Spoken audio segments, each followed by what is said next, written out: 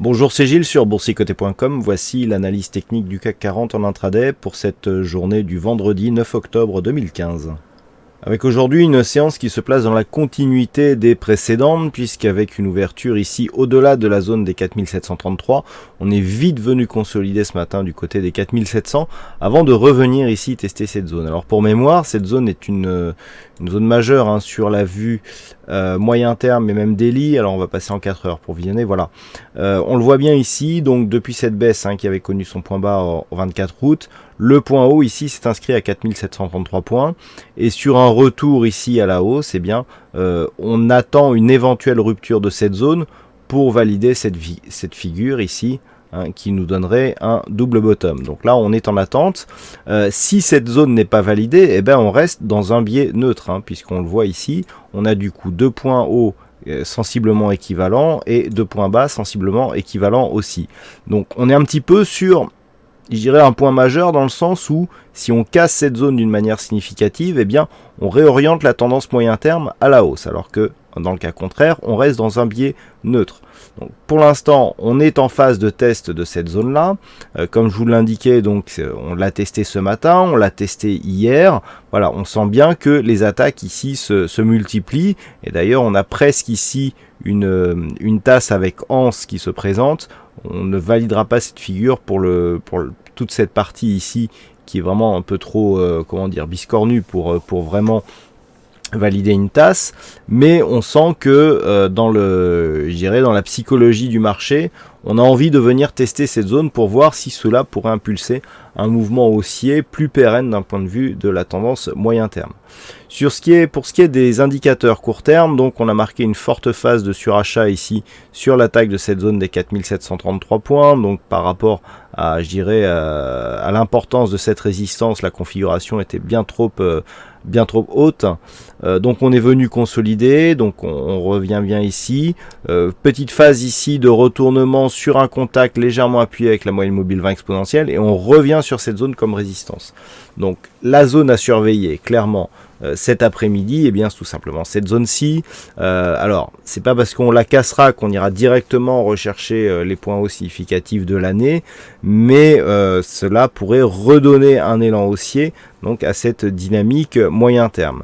A l'inverse, si les cours n'arrivent pas ici à valider une rupture haussière, on a une neutralisation court terme qui peut se mettre en place entre 4680 et 4733 points. Suite au mouvement haussier qui a émaillé donc les marchés ces derniers jours, cette zone ici ferait une belle zone de stabilisation. Attention, sous 4680 et notamment sous cette zone ici, cette zone de point bas, donc qui est à 4640 points, il y aurait un signal de retournement de la tendance court terme. Déjà que nous avons ici une phase d'accélération et une cassure de la dynamique. On est parti avec une première dynamique forte, on consolide légèrement, et puis on prend une deuxième dynamique un peu plus faible.